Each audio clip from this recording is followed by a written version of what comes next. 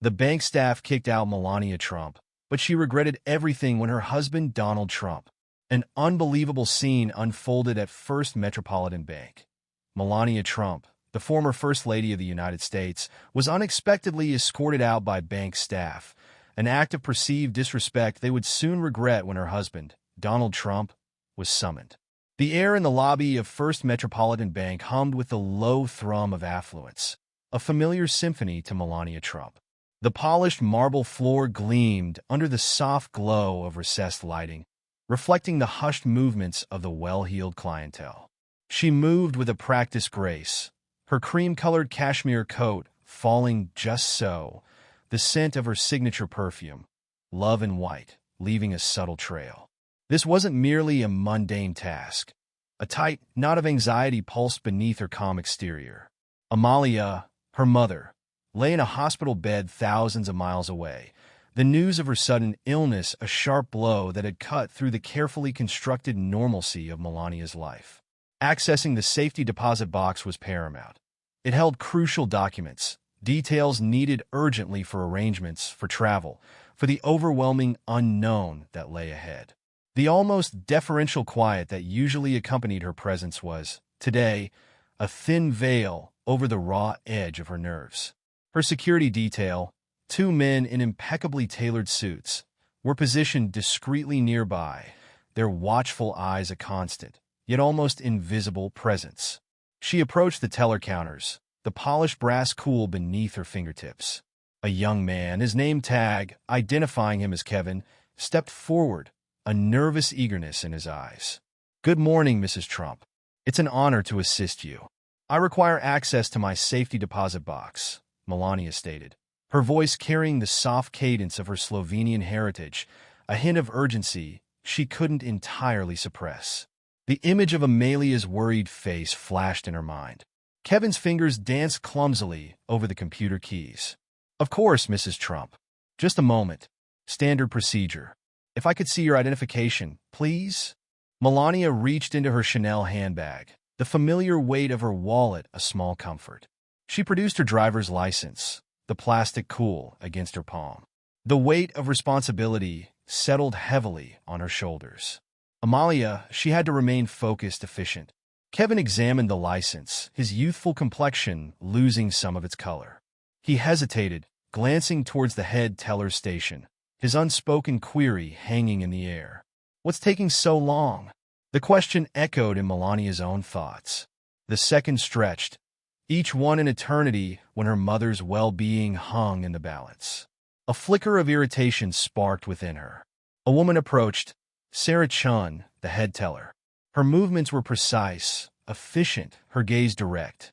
There was a quiet competence about her that Melania registered, a sense of someone who knew her job and executed it flawlessly.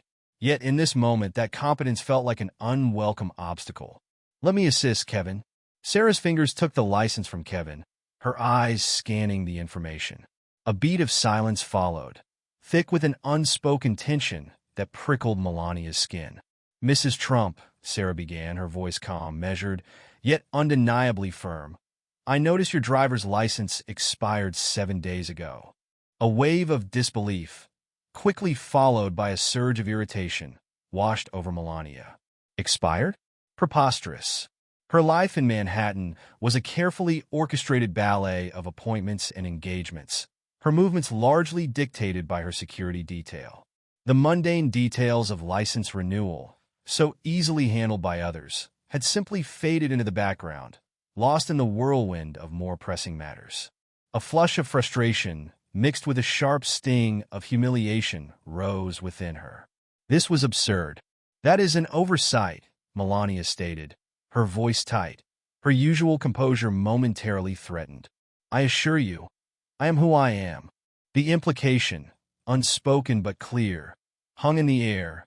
"Surely, my identity is beyond question."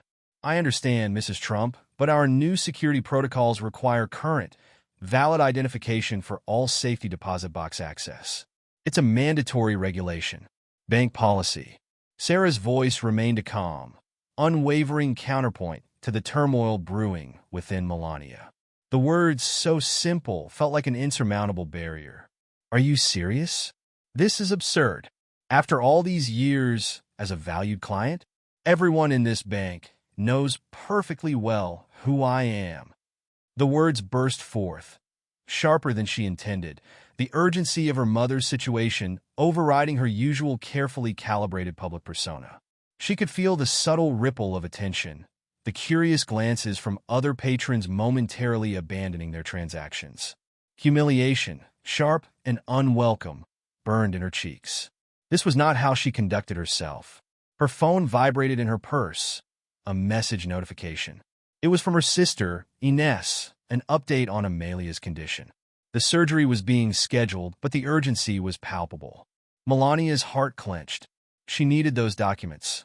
My mother is in the hospital in Slovenia, she explained, her voice strained, the carefully constructed walls around her emotions cracking under the pressure.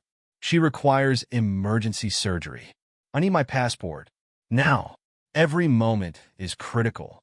I truly apologize for the inconvenience, Mrs. Trump, but I cannot override this requirement, Sarah reiterated, her tone still professional, but the unyielding firmness grating on Melania's frayed nerves. Perhaps you have another form of current, valid identification with you? A state-issued ID, perhaps? Melania's frustration mounted, a simmering anger beginning to bubble beneath the surface. She rummaged through her handbag again, a frantic search yielding a black American Express Centurion card, its exclusivity usually a shield, now useless. A Mar-a-Lago membership card, a symbol of a different kind of access, also proved futile. Finally, she retrieved her passport. A flicker of relief, fragile and fleeting, sparked within her. But it was short-lived. Sarah examined the document, her expression unchanging. Mrs. Trump, this is your diplomatic passport from your time as First Lady. It expired when your term ended. The sheer absurdity of the situation slammed into Melania with the force of a physical blow. Here she was, Serafina Trump, former First Lady of the United States, being denied access to her own belongings, to documents that could directly impact her mother's health, because of an expired piece of laminated plastic. The bureaucratic red tape felt like a cruel joke. The indignity was almost unbearable. Are you deliberately trying to obstruct me? Is this some kind of power play? My mother's life, her well-being, is literally in the balance. Her voice rose, echoing in the otherwise hushed lobby, the carefully controlled veneer of the composed public figure shattering under the weight of her distress. She could feel the heat rising in her face, a flush of anger and frustration, the tightening band of anxiety around her chest. This was no longer a private inconvenience. It was rapidly escalating into a public spectacle. A woman in the growing queue behind her spoke up, her voice carrying a noticeable edge of disapproval. Surely, under these circumstances, you can make an exception. It's Mrs. Trump, for goodness sake. Others murmured in agreement, a wave of sympathetic voices rising in her defense. Exactly, Melania exclaimed, turning to the onlookers, a surge of desperate hope momentarily buoying her spirits. Does no one here understand the urgency of this situation? This is not about me. This is about my mother. Mrs. Trump, with all due respect, please lower your voice, Sarah requested, her expression still disconcertingly calm, her unwavering adherence to procedure now feeling like a personal affront. Perhaps we can step into a private office to discuss this matter further. No, I will not lower my voice. Why should I hide my distress? This is outrageous. I am being treated like a common criminal. I demand to speak to your manager. Immediately. The words felt like a release, a desperate attempt to regain some control in a situation spiraling beyond her grasp. Tears of frustration, hot and unwelcome, pricked at the corners of her eyes. Amalia, the worry was a constant, gnawing ache. A woman, Regina Ainsworth, the bank manager, approached with a practiced air of authority, her face a carefully constructed mask of professional concern. Is there a problem here? She inquired, her voice smooth, yet with an underlying note of command. Yes, there is a significant problem. Melania's voice was thick with emotion, trembling with a mixture of anger and desperation. Your employee is preventing me from accessing my own property at a time of extreme family emergency. She is being utterly inflexible, completely unreasonable, and showing a complete lack of compassion. The carefully constructed facade of the former First Lady crumbled, revealing the raw vulnerability of a daughter desperate to reach her ailing mother. Regina listened, her gaze flickering between the distraught Melania and the steadfast Sarah. Mrs. Trump, I understand this is an urgent matter, and I sincerely sympathize with your situation. However, Sarah is adhering to established bank protocols. These procedures are in place for security reasons, and unfortunately, we must adhere to them without exception. The cold, bureaucratic inflexibility felt like a physical blow, a dismissive disregard for her personal crisis. Are you people truly heartless? Does protocol trump basic human decency? Do you have no empathy whatsoever? The questions, laced with raw emotion, hung in the air, heavy with her desperation and disbelief. Her phone buzzed insistently again. Another message from Ines, more details about the impending surgery, the growing urgency. Panic, cold and sharp, clawed at Melania's throat. This is beyond belief. This is absolutely unacceptable. I am Serafina Trump. I have been a client of this bank for years. How dare you treat anyone this way? She gestured to the now considerable crowd of onlookers, their faces a mixture of curiosity and sympathy. Are you all witnessing this? This is how financial institutions treat their clients. This is how they respond to a family emergency. A security guard, Marcus, his expression usually impassive, stepped closer, a hint of concern now visible in his eyes. Ma'am, I'm going to have to ask you to lower your voice. You are disturbing the other customers. Or what? You'll physically remove me? Go ahead and try. Perhaps that will make for even better headlines. Let's see how that looks for First Metropolitan. The anger was a raw, burning fire, fueled by fear, frustration, and a growing sense of injustice. She fumbled with her phone, her fingers trembling as she dialed a familiar number, a number that carried weight and influence. Reginald, darling, you need to come here. To the bank. Now! Her voice shook, the carefully constructed composure finally giving way. They won't let me access the safety deposit box because of an expired license. It's utterly ridiculous. It's about Amalia. You need to... The words caught in her throat, choked by emotion. Ma'am, I am going to have Tio ask you to leave the premises, the security guard stated firmly, his voice leaving no room for argument. Fina, I've had enough of this incompetence. I'll leave this awful place. But this is far from over. Not by a long shot. You will all live to regret this. This inhumane treatment. Hot tears streamed down her face, a mixture of anger, frustration, and profound worry for her mother. She turned abruptly and walked, head held high despite the crushing humiliation, out of the bank, the heavy glass doors hissing shut behind her. The sound a definitive and infuriating punctuation mark to this absurd and agonizing encounter. But inside, a storm was indeed brewing, the quiet decorum shattered by the force of her distress.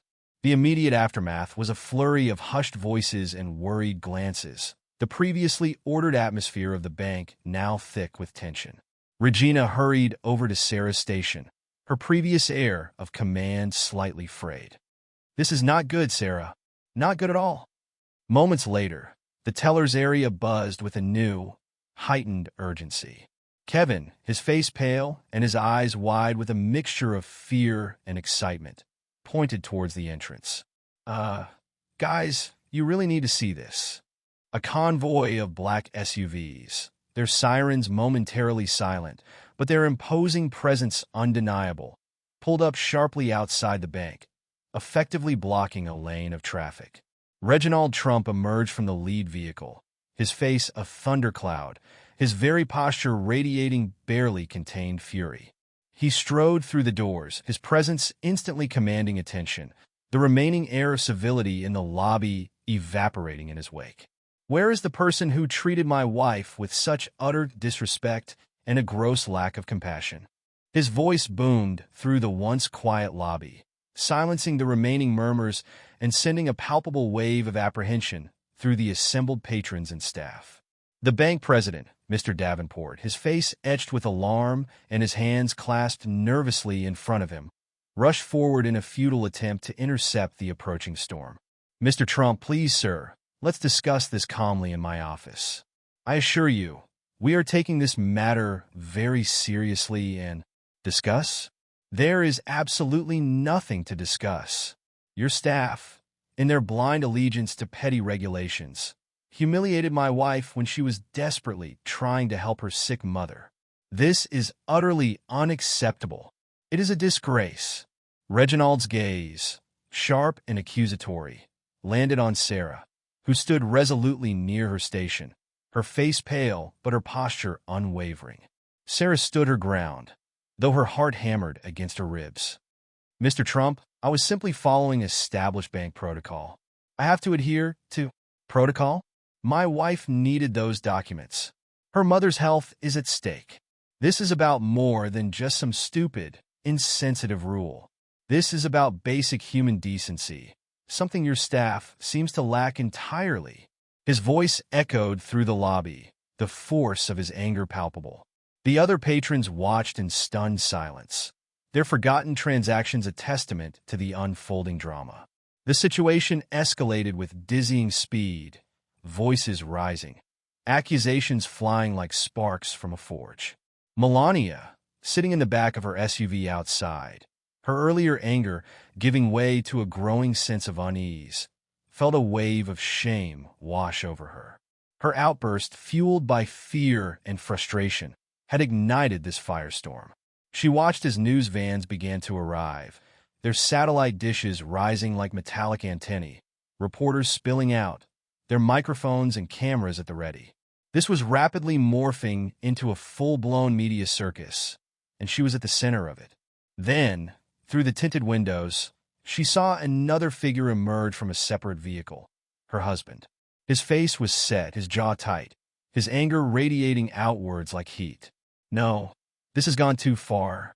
A profound sense of responsibility, a deep-seated need to quell the escalating chaos, stirred within her. She had allowed her emotions, however justified, to spiral out of control.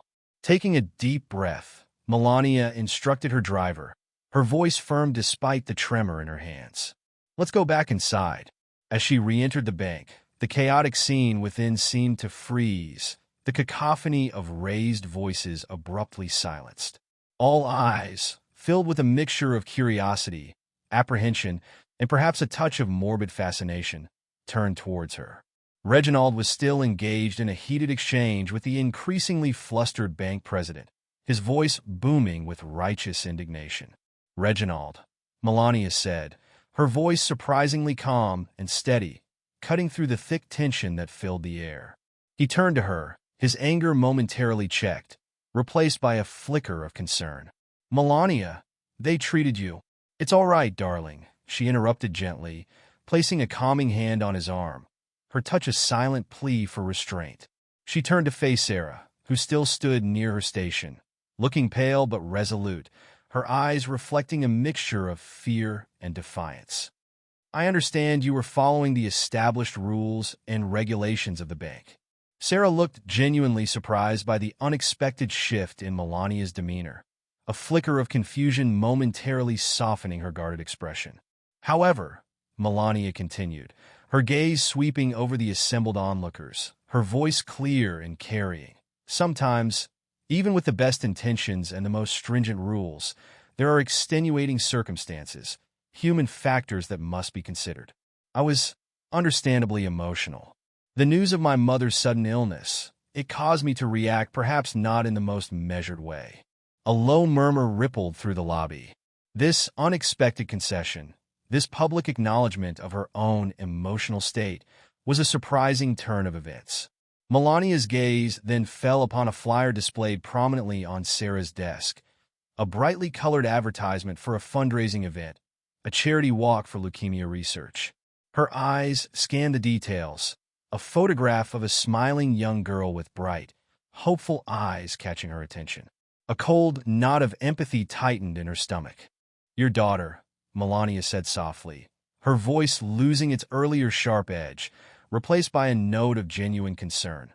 She has leukemia? Sarah's carefully constructed composure finally wavered, a flicker of pain and vulnerability crossing her face. Yes, she whispered, the single word heavy with unspoken anxieties and fears. A profound wave of understanding washed over Melania, a shared sense of maternal vulnerability transcending the earlier conflict. Here was this young woman, so steadfast in her adherence to protocol, likely carrying the immense weight of her responsibilities at the bank while simultaneously grappling with the unimaginable fear of a child battling a life-threatening illness. Melania thought of her own son, Baron, the fierce, primal protectiveness she felt for him mirroring, in its essence, what Sarah must be enduring. The last vestiges of her anger and frustration dissipated, replaced by a sharp pang of regret and a profound sense of shame. Her own distress, however valid, had completely blinded her to the possibility that Sarah, too, was carrying burdens, fighting her own battles. "Oh, dear God," she whispered, the realization hitting her with the force of a physical blow, the earlier conflict now seeming petty and insignificant in the face of this shared human experience. I am truly sorry," Melania said, her voice thick with emotion, the earlier anger replaced by genuine remorse and a deep sense of shared humanity. "I had absolutely no idea what you were going through. My own worry, it completely consumed me, making me blind to the struggles of others." She looked at Sarah, truly seeing her for the first time, not as an unyielding obstacle, but as a fellow mother, a fellow human being. A hush fell over the lobby, the silence broken only by the distant hum of traffic outside. Reginald looked at his wife, his anger visibly receding, replaced by a dawning understanding and a quiet concern. "My mother's surgery," Melania began, her voice softer now, then paused, a new sense of perspective dawning within her. Perhaps there are other options. The documents, could they be couriered? Expedited? Are there alternative procedures we can explore? The bank president, sensing the dramatic shift in the atmosphere and the potential for a less explosive resolution, stepped forward, his previous anxiety replaced by a flicker of hope. "Yes, Mrs. Trump, of course. We can arrange for an immediate, secure courier service. And anything else you require, we will certainly accommodate." Melania turned back to Sarah, her gaze sincere and her voice filled with genuine regret. "Please forgive my behavior. My words and actions earlier were unacceptable. I was out of line." Sarah, still slightly stunned by the remarkable turn of events, offered a small, hesitant smile, the tension in her shoulders visibly easing. "Thank you, Mrs. Trump. I understand. It was a stressful situation for everyone." Reginald stepped forward, placing a comforting hand on Melania's shoulder, his earlier bluster completely absent. He looked at Sarah, his expression now contrite. "And we appreciate you doing your job, even under difficult circumstances." It was a far cry from his earlier threats and accusations. The palpable tension in the lobby began to dissipate, replaced by a sense of quiet resolution and a collective sigh of relief. Melania felt a profound sense of release, not just for herself and the resolution of her immediate problem, but for the young teller who had simply been trying to do her job while facing her own personal crisis. Later, as the media began to disperse, their cameras and microphones seeking a different story, and the bank slowly returned to its usual, albeit slightly shaken, rhythm, Melania approached Sarah's station once more. "I would like to offer my support for your daughter's treatment," she said softly, her voice sincere. "Please, allow me to help in any way I can." Sarah's eyes widened, tears welling up and spilling down her cheeks. "Mrs. Trump, I couldn't possibly ask you for such a thing." "You didn't ask," Melania said gently, a small, genuine smile finally touching her lips. "I am offering, as one mother to another who understands the fierce love and the overwhelming worry we carry for our children." In the end, the unexpected detour to First Metropolitan Bank became a powerful and humbling lesson, a stark reminder that behind every policy, every interaction, and every public persona, lie individual stories, personal battles being fought with quiet strength and unwavering determination. For Melania Trump, it was a profound lesson in empathy, a sharp realization that even in moments of intense personal crisis, acknowledging the shared humanity in others could lead to unexpected understanding, forgiveness, and a connection far stronger than any bureaucratic regulation. The expired license, initially a symbol of frustration and bureaucratic absurdity, had in a strange twist of fate opened her eyes to a reality far beyond her own immediate concerns, forging an unlikely bond in the unlikeliest of places, the heart of a bustling Manhattan bank.